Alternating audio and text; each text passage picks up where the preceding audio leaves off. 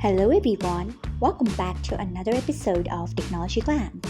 Today in this video, I'm going to guide you through how you can disable Show Video Name on PLAYit. So let's get started. Firstly, open PLAYit app in your device. Then tap on your profile icon if you haven't. Next tap on Settings. Then tap on Video.